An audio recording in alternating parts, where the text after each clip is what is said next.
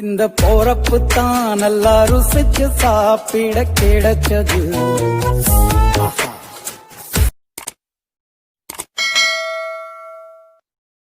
Hi friends, welcome to our FDF Tamil channel. நாம இன்னைக்கு வெண்ணெய் கத்திரிக்காய் குழம்பு எப்படி செய்யறதுன்னு பார்க்கலாம். ஸோ வீடியோவை ஸ்கிப் பண்ணாம பாருங்க. நம்ம சேனலை இப்பதான் ஃபர்ஸ்ட் டைம் பாக்குறீங்க அப்படின்னா மறக்காம சேனலை சப்ஸ்கிரைப் பண்ணிட்டு பாருங்க. வாங்க மணக்க வெண்ணெய் கத்திரிக்காய் குழம்பு எப்படி வைக்கிறதுன்னு பார்க்கலாம். முதல்ல அரைக்கிறதுக்கு தேவையான இன்கிரீடியன்ஸ் என்னன்னு பார்க்கலாம். 3 பல்லு பூண்டு, 1/4 டீஸ்பூன் மிளகு, 1/4 டீஸ்பூன் சீரகம்,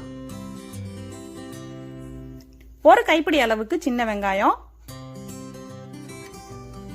1 எலுமிச்சை சைஸ் அளவுக்கு புளி ஊற வச்சுக்கலாம், 1 கத்து கருவேப்பிலை, 3 டேபிள் ஸ்பூன் அளவுக்கு தேங்காய் திருவல். ஸோ இது எல்லாம் நம்ம தண்ணி விட்டு நல்லா அரைச்சி எடுத்துக்கலாம். இப்போ தாளிப்புக்கு தேவையான பொருட்கள் என்னன்னு பார்க்கலாம்.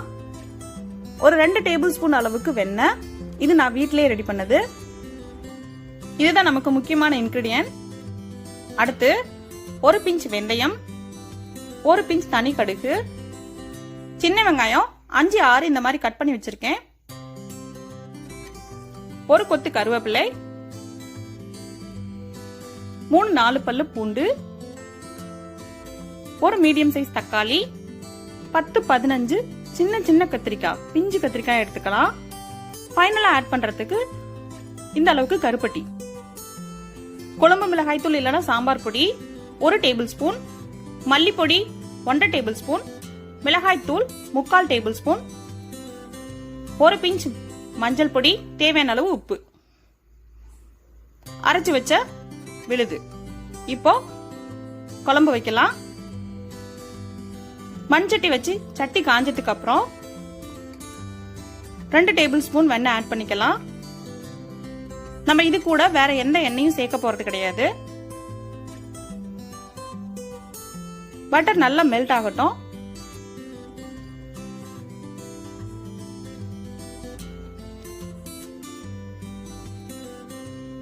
ஆனா கீ ஆகிற ஸ்டேஜ் வரக்கூடாது. அதுக்கு முன்னாடி ஸ்டேஜ்லயே இந்த மாதிரி நல்லா மெல்ட் ஆன உடனேயே நம்ம எடுத்து வச்சிருக்க கடுகு வெந்தயம் சேர்த்துக்கலாம். இப்போ நல்லா கோல்டன் பிரவுன் ஆகிற அளவுக்கு ஆயிடுச்சு. இப்போ நம்ம பூண்டு சேர்த்துக்கலாம்.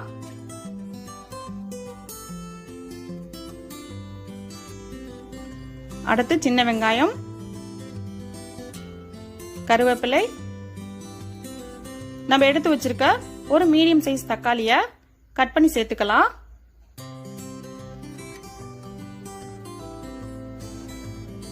நல்லா சாட்டை பண்ணி விட்டுக்கலாம்.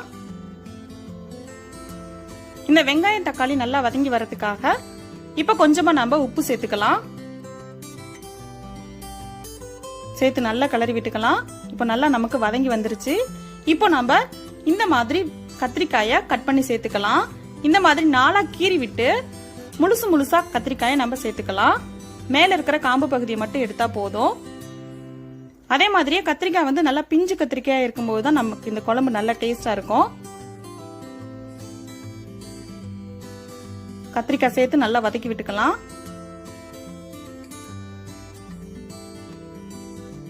கத்திரிக்காய் நாம முழுசா சேர்த்திருக்கிறதுனால கொஞ்ச நேரம் மூடி வச்சு வேக வச்சுக்கலாம்.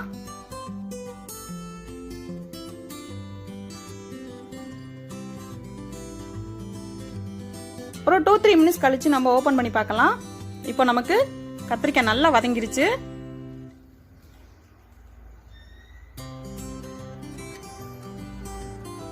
இப்போ நம்ம மசாலா பொருட்கள் ஒன்னொன்னா சேர்த்துக்கலாம்.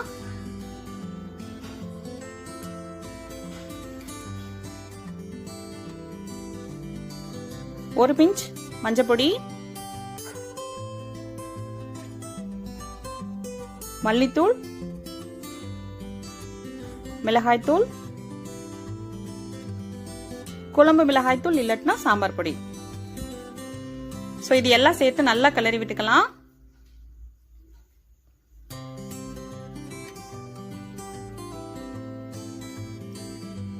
மசாலா எல்லாம் கத்திரிக்காயோட நல்லா மிக்ஸ் ஆகிற மாதிரி கிளறி விட்டுக்கலாம். இப்போ நம்ம கரைச்சி வச்ச புளியை சேர்த்துக்கலாம். புளி சேர்த்துட்டு கொஞ்ச நேரம் கொதிக்க விட்டுக்கலாம்.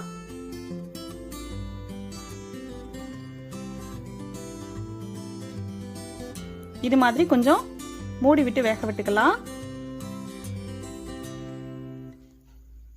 இப்போ ஒரு கொதி வந்துருச்சு.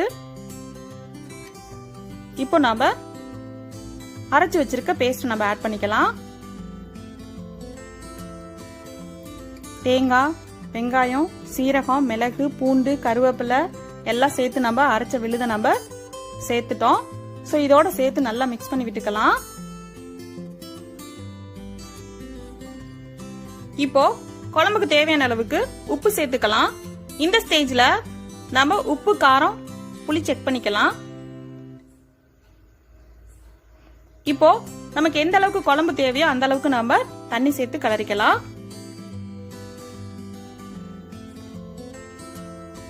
இப்போ குழம்பு ஒரு 10 நிமிஷம் போல கொதிக்கட்டும். நடுவுல நம்ம கிளறி விட்டுக்கலாம். 10 நிமிஷம் ஆயிடுச்சு. குழம்பு நல்லா கொதிச்சிருச்சு. இப்போ நம்ம இது கூட நம்ம எந்த எண்ணெயுமே சேர்த்துல. பாருங்க, நம்ம சேர்த்துன வெண்ணெயே நமக்கு மேல பிரிஞ்சு வந்துருச்சு. குழம்பு நல்லா கொதிச்சிருச்சு. இப்போ ஃபைனலா நம்ம இது கூட கருப்பட்டி சேர்த்துக்கலாம். இதுக்கு பதிலா நீங்க மண்டை வெல்லம், சர்க்கரை எது வேணாலும் சேர்த்துக்கலாம். கருப்பட்டி இது கூடவே நல்லா மெல்ட் ஆயிடும். இப்போ நம்ம ஸ்டவ் ஆஃப் பண்ணிடலாம். மணக்க வெண்ணெய் கத்திரிக்காய் குழம்பு ரெடி ஆயிடுச்சு. இது சூடான சாதம், களி சோறு, கம்மஞ்சோறு, ஈவன் தோசைக்கு கூட இந்த குழம்பு ரொம்ப நல்லா இருக்கும். ஸோ நீங்களும் உங்க வீட்டில் ட்ரை பண்ணி பாருங்க. உங்களோட ஃபீட்பேக்கை கமெண்ட்ல சொல்லுங்க. தேங்க்ஸ் ஃபார் வாட்சிங்.